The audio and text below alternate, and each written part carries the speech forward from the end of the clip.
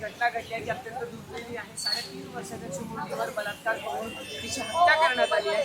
आरोपी अटकेत आहे, पण गावकरी अजूनही त्याला आमच्या ताब्यात द्यावं किंवा फाशी द्यावं. तुम्ही गावकऱ्यांशी संवाद साधलाय, काय त्यांचं नेमकं म्हणणं आहे, तुम्ही काय आश्वासन द्याल? एक तर ही जी घटना घडली ती अतिशय दुर्दैवी आहे. ज्या घटनेचा आपण कधीही विचार सुद्धा करू शकत नाही अशी घटना दुर्दैवाने या ठिकाणी घडली. मुलगी तशी पुण्याची आहे, आजोळी आली होती. या गावामध्ये प्रत्येक व्यक्ती त्या मुलीला ओळखायचा. इतकी छान सगळ्यात मिसळणारी अशी एक मुलगी, आणि तिच्यावर ही घटना घडल्यानंतर, नाही तर कोणावरही ही घटना जर घडली असती तरी लोकांचा जो काही काल आक्रोश आपल्या सगळ्यांना बघायला मिळाला तो योग्यच होता. कारण का अशा पद्धतीने एखादी घटना घडत असेल तर लोक चिडणारच आहेत, आणि काल तो आक्रोश जो होता तो तिथं आपल्याला सगळ्यांना बघायला मिळाला. काल SP साहेबांशी सुप्रियाताईंची चर्चा झाली. मी आजही त्यांच्याशी SP साहेबांशी बोललो होतो. काल स्वतः SP साहेब इथं नजरापूरला काल आले होते लोकांशी चर्चा करायला. लोकांची मागणी होती भावनिक दृष्टिकोनातून की लगेचच्या लगेच त्याला आम्हाला ताब्यात द्या वगैरे, पण शेवटी जो काही कायदा असतो तो आपल्याला पाळावा लागतो. मग लोकांचं मत आलं की याच्या आधी अनेक लोकांवर अशा पद्धतीने कारवाई झालेल्या आहेत, पण नंतर जर आपण बघितलं तर बरेच जण बेलवर बाहेर निघतात. हा जो क्रिमिनल आहे तो सुद्धा 2दा अशाच प्रकारच्या घटनेमध्ये त्याला पकडलं होतं, पण बेलवर तो बाहेर आला. आणि मग ही तिसरी घटना करण्याचं त्याचं झालं कसं, आणि जर झालं असेल तर उद्या परत बेल घेऊन बाहेर येणार असेल तर मग या कायद्याचं करायचं काय, असं लोकांची भावना तिथं होती. लोकांची भावना मग नंतर पोलिसांनी आणि सगळ्यांनी समजून सांगितल्यानंतर लोक मान्य झाले की ठीक आहे, फास्ट ट्रॅकवर ही केस जर तुम्ही घेत असाल तर आम्हाला पुढच्या काही दिवसांमध्येच या बाबतीतला निकाल त्या ठिकाणी लागला पाहिजे, अशी भूमिका लोकांची तिथं होती. आता याच्यामध्ये आपण जर बघितलं तर 1983 मध्ये एक केस घडली होती, नाहीतर एक सुप्रीम कोर्टचा निकाल आहे ज्याच्यामध्ये कॅपिटल पनिशमेंट म्हणजे मृत्यू झाला पाहिजे त्या क्रिमिनलचा, अशा पद्धतीने मागणी जर सरकारने त्या ठिकाणी या फास्ट ट्रॅकमध्ये केली, नाही तर PPच्या माध्यमातून केली, तर नक्कीच या घटनेच्या मध्ये जो कोणी क्रिमिनल इन्व्हॉल्ड आहे त्याला फाशीची शिक्षा पुढच्या काही दिवसामध्ये मिळू शकते. हे झालं शिक्षा द्यायच्या बाबतीत. कुठला वकील पाहिजे वगैरे सगळी लोकांनी मागणी त्या तिथं केलेली आहे. पण लोकांची अजून एक भूमिका आहे की ज्या परिवारातून ही लहान मुलगी येते त्याची जी आई आहे त्या आईला आर्थिक मदत सरकारकडनं मोठ्या प्रमाणात झाली पाहिजे. उच्च शिक्षित महिला असल्यामुळे आणि आर्थिक दुर्बल असल्यामुळे त्या महिलेला शासकीय नोकरीमध्ये घेण्यात यावं. माडाच्या अंतर्गत काही घर नाही तर काही अशी मदत आपल्याला देता येते का, अशा भावनिक दृष्टिकोनातून सुद्धा वेगळ्या वेगळ्या मागण्या इथं असणाऱ्या लोकांनी तिथं केलेल्या आहेत. CM साहेबांनी फास्ट ट्रॅक कोर्टाची मागणी मान्य करून, लोकांची ही मान्य करून घोषणा केली असं आम्हाला कळतंय.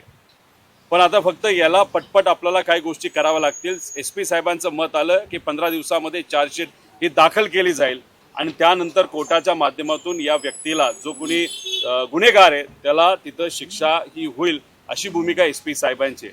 मग इथं लोकांची परत चर्चा करत असताना त्यांचं मत आलं आणि आमचंही मत आलं की इथे असणाऱ्या काही लोकांना, सामाजिक कार्यकर्त्यांना CM बरोबर, कारण ते होम मिनिस्टर सुद्धा आहेत, त्यांच्याशी भेटण्याची संधी तिथं देण्यात यावी, जेणेकरून लोकांच्या मागण्या डायरेक्ट लोक राजकीय नेत्यांवर अवलंबून राहता होम मिनिस्टरला तिथं करतील.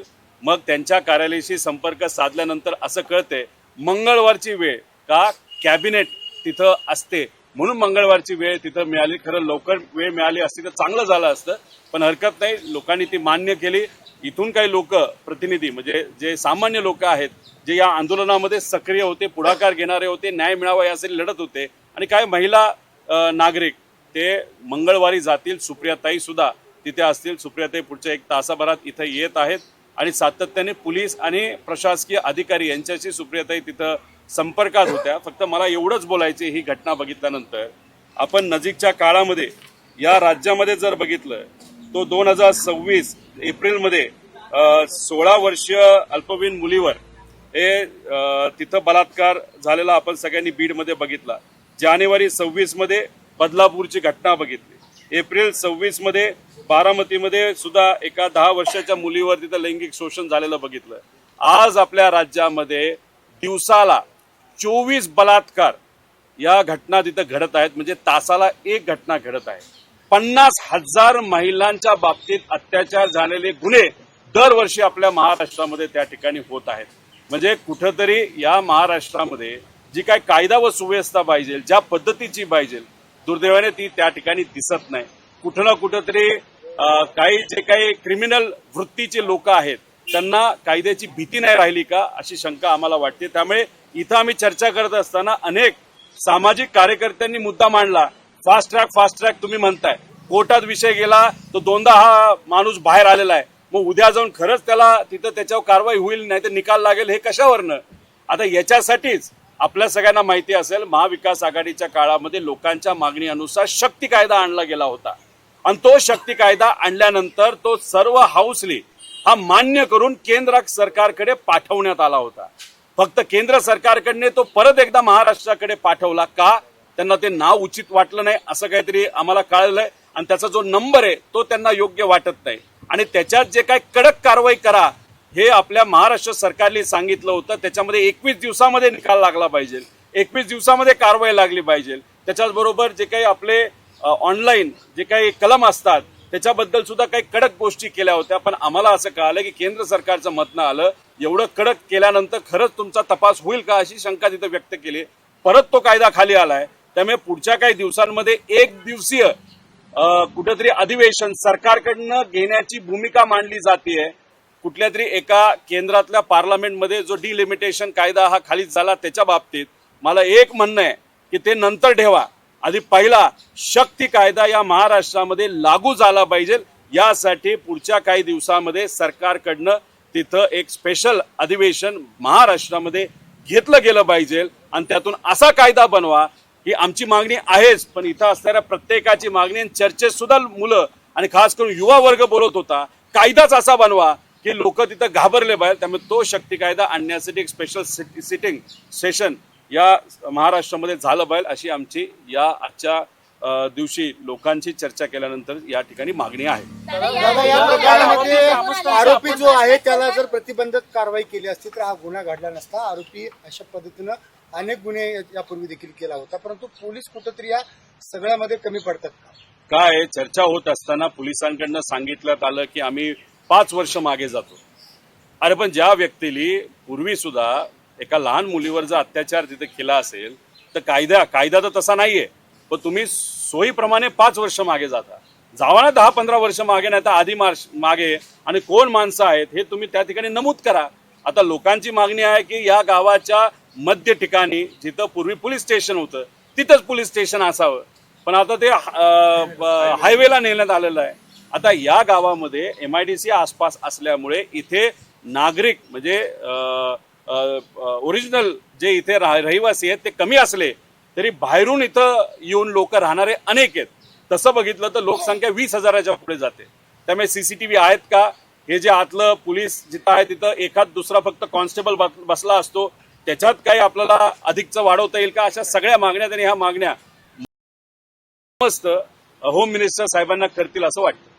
याआधी अशा घटना घडल्या आहेत. दरवेळी सरकार सांगतं फास्टॅग कोर्टात चालू, मात्र फास्टॅग कोर्ट चालत नाहीये. पुणे शिवाजीनगरचं जर फास्टॅग कोर्ट बघितलं तर साधे जे कोर्ट आहे तिथेच फास्टॅगच्या केसेस चालवण्यात येत आहेत. याला स्पेशल एक प्रोव्हिजन करण्याची जरूरत आहे. शक्ती कायद्यामध्ये ह्या सगळ्या जे काही गोष्टी आहेत या सगळ्या गोष्टींची काळजी घेण्यात आली होती शक्ती कायद्यात. पण मला कळत नाही की या सरकारला शक्ती कायदा का नकोय. शक्ती कायदा लागू जर झाला तर सर्वच विषय संपणार आहे. आता काय होतं इथं आपल्याला मागणी करावी लागते फास्ट ट्रॅक. पण पॉस्को आणि महिलांच्या कुठल्याही गुन्ह्याच्या बाबतीत एखादी घटना अशी घडली तर शक्ती कायद्याच्या अंतर्गत एक स्पेशल ऍक्ट आहे की ज्याच्यामध्ये या केसेस स्पेशली घेतल्या गेल्या पाहिजे. त्यामुळे सारखं आंदोलन करून आमच्या या मागण्यात हे बोलून सरकारला गुडघे आणून मग सरकारला मान्य करावं लागतं. याच्यापेक्षा कायदाच असा आणा ज्यातून या सगळ्या त्या ठिकाणी गोष्टी मान्य राहतात. पालकमंत्र्यांशी काही बोलणं झालं का याविषयी? या संदर्भात पालकमंत्र्यांशी काही चर्चा? नाही, त्यांच्याशी चर्चा नाही झाली. SP साहेबांशी चर्चा तिथं झालेली आहे. सुप्रियाताईंची काही मंत्र्यांशी तिथं चर्चा झाली असं आम्हाला कळतं. सुप्रियाताई पुढच्या 1 तासात इथं येणार आहेत आणि फोनवर जे काही नियोजन आणि मला सुद्धा त्यांनीच तिथं सांगितलं होतं की जाऊन लोकांची काय भावना हे समजून घ्या आणि मंगळवारी सुद्धा त्या मुख्यमंत्री साहेबांना भेटतील असं आहे. जेव्हा सकाळी नागरिक आक्रमक झाले हे माझे आमदार इथं आले होते. आजी माझे आमदार उपमुख्यमंत्री सुनेत्रा पवारांना आणि मुख्यमंत्री देवेंद्र फडणवीस यांना संपर्क करण्याचा प्रयत्न करत होते. अर्धा तास ते नागरिक मागणी करत होते की आमच्या समोर मुख्यमंत्री आणि उपमुख्यमंत्री यांच्याशी फोन लावा ना, आमच्या समोर बोलायला लावा. मुख्यमंत्र्यांनी आणि उपमुख्यमंत्र्यांचा संपर्क झाला नाही आजी माझ्या आमदारांचा. आता तो त्यांचा दुर्दैवाने त्या ठिकाणी विषय आहे, त्याच्यावर मला काही बोलता येणार नाही. आत्ता सुद्धा लोकांची अपेक्षा होती की सीएम साहेबांशी फोनवर बोलता यावं, पण इथल्या माजी आमदारांनी जेव्हा सीएम साहेबांच्या कार्यालयामध्ये फोन केला, ते बिझी आहेत का कुठे आहेत असा त्यांना त्या ठिकाणी कळालं. आणि फास्टॅगची घोषणा झाली आहे म्हणजे तो विषय तिथं संपत नसतो. अजून काय लोकांचं मत आहे हे सुद्धा ऐकून घेतलं पाहिजे, पण बिझी असतील, मुख्यमंत्री आहेत, त्यामुळे कार्यालयाला सांगितलं मंगळवारी ते मुंबईला आहेत, त्यामुळे तिथं थोडासा वेळ काढून आपण बैठक घालू. त्यामुळे तिथं गेल्यानंतर बैठक चांगलीच आणि स्पेशल वेळ देऊन झाली बरं अशी आमच्या सगळ्यांची मागणी आहे. 5 वर्षातल्या घटना जर काढल्या जिल्ह्यातल्याच काढू आपण. बारामतीचं तुम्ही उदाहरण दिलं, सासवड घाटातलं उदाहरण आपल्या समोर आहे. 3 वैष्णवी हगवण्यासाठी 3 प्रकरणं झाली. आज हे प्रकरण झालं. दरवेळी विरोधकांकडून सरकारवर आरोप केला जातो, सरकार आश्वासित करतं, ते आंदोलन किंवा ते मागणी 1-2 दिवसात दडपून टाकली जाते. कुठेतरी या सगळ्यामध्ये सरकार आणि विरोधी पक्षांनी एकत्रित येत संसदेत, राज्यात सगळीकडे एकत्रित येत कायदा पारित केला पाहिजे का, गावकऱ्यांचं तेच म्हणणं होतं. गावकऱ्यांनी काही उदाहरणं देखील सांगितली की सुप्रीम कोर्टापर्यंत अनेक कायदे गेले, पण तिथं सबशेल आपलं सरकार किंवा केंद्र सरकार फेल झालं. निदान महिलांच्या प्रश्नावरून तरी सरकारने आणि विरोधकांनी राजकारण करणं गरजेचं आहे का, कारण तेच होतं ना. नाही, राजकारण झालं नाही. वेळ तुम्ही बघा की इथं जेव्हा आंदोलन सुरू होतं आणि आम्हाला कळालं की काही लोक भाषण इथं करत आहेत, त्यामुळे तिथं न जाता मी मंदिरात जाऊन लोकांशी चर्चा केली. कारण शेवटी हा विषय असा आहे, संवेदनशील विषय आहे, तर काय भाषण करण्यासाठी हे काही व्यासपीठ तिथं नाही, राजकारण करण्यासाठी तर मुळीतच नाही. आता तुम्ही जर माझे भाषणं बघितली असतील अधिवेशनामध्ये, सातत्याने मी म्हणतोय शक्ती कायद्याचं काय झालं आणि आम्हाला थातूर मातूर उत्तर तिथं दिली जातं. आणि मग कुठं ना कुठेतरी मला असं वाटतं की हा शक्ती कायदा का खरं नकोय, हा पाहिजेल पण सरकारला का नकोय. त्यामुळे राजकारण बाजूला ठेवून विरोधकांनी सुद्धा हा मुद्दा मांडला पाहिजे आणि सरकारने सुद्धा हा मान्य केला पाहिजे. त्यामुळे ते कशासाठी, केंद्रातल्या मोठ्या नेत्यांनी सांगितलं की आपलं डिलिमिटेशन कायद्याचं बिल हे पाडण्यात आलेलं आहे, तर त्याच्या बाबतीतली चर्चा तुम्ही थोडंसं करा. त्यासाठी तुम्ही खर्च करून सेशन घेताय, अरे ते तुमचं ठेवा बाजूला. शक्ती कायद्यासाठी स्पेशल सेशन जरा करून दाखवा, बघू करतात का. आता स्थानिक नागरिक तुमच्याशी बोलत होते, ते म्हणजे ते पोलीस स्टेशन तर नाही, पण पोलिसांची व्यवस्था सुद्धा नाही. आणि कालपासून जे नागरिकांशी बोलतात ते स्थानिक पोलीस अधिकारी बोलतात. त्यामुळे या सगळ्या सभेत गोंधळ पाहायला मिळाला. वरिष्ठ अधिकारी काय एवढं म्हणजे लपून जात आहेत काय नाही. एसपी कार्यक्षम अधिकारी आहे, पण मला असं कळलं तर डीवायएसपी सुट्टीवर आहेत, पीआय सुद्धा सुट्टीवर आहेत आणि बाकी जण त्या तिथं आहेत. आता एक महिला पोलीस अधिकाऱ्यांची कमिटी, पीआय महिला पोलीस अधिकारी, त्यांची कालच फॉर्म झाली असं आम्हाला कळलं. पण लोकांचं मत काय आहे की ठीक आहे, काल परवा ही घटना घडली, सगळे आले, वातावरण गरम झालं, न्याय मिळेल, चर्चा बऱ्याच झाल्या, पण मग 10-15 दिवसानंतर सगळं शांत होऊन जातं. त्यामुळे जशी पत्रकारांचं म्हणणं आहे तसंच इथल्या लोकांचं म्हणणं आहे की याला शेवटपर्यंत आणि ते सुद्धा लवकरात लवकर आपल्याला घेऊन जावं लागेल, नाहीतर लोक म्हणाले आम्ही काही शांत बसणार नाही. आणि या भागातली लोक जर आपण बघितलं तर स्वराज्य काय असतं हे अख्ख्या देशाने जगाली तिथं छत्रपती शिवाजी महाराजांनी दाखवून दिलंय. पण ही जी भूमी आहे ती महाराजांच्या विचाराने पवित्र झालेली भूमी आहे. या भूमीतल्या लोकांनी जी मागणी केली ती मान्य ही करावीच लागेल आणि लवकरात लवकर या जो कोणी क्रिमिनल आहे त्याला चांगला वकील देऊन आणि योग्य कायद्याचा वापर करून हे मान्य झाले पाहिजे. लोकांची आता भावना सुरू झाली शक्ती कायद्यासारखा कायदा आला पाहिजे, तर मग आता शक्ती कायदा आणण्यासाठी सरकारने पुढाकार घ्यावा. कायदा आणि सुरक्षेचा सगळा काही चर्चा झाली का गावकऱ्यांची, लोकांचा पुढचा स्टँड काय असतो? काल पण आपण जर बघितलं असेल तर काल अख्खं गाव रस्त्यावर आलं होतं आणि फक्त एक गाव नाही, आसपासची प्रत्येक भागातली गावं इथं आली होती. भावना अतिशय तीव्र आहेत, भावना आहे. त्याच्याच बरोबर इथले काही मुलांनी आकडेवारी आम्हाला सांगितली की एवढे पॉस्कोच्या केसेस आहेत, पण त्याच्यात कुठंच फाशीची शिक्षा झाली नाही, एवढ्या याच्या केसेस आहेत, त्याच्या केसेस आहेत. मग कुठं ना कुठेतरी लोक कायद्यावरच बोलत होती. कायदाच असा आहे की कदाचित उद्या जाऊन एखादा असा जो घाणेरडा माणूस आहे ज्याने एवढं कृत्य केलेलं आहे तो सुद्धा सुटू शकतो.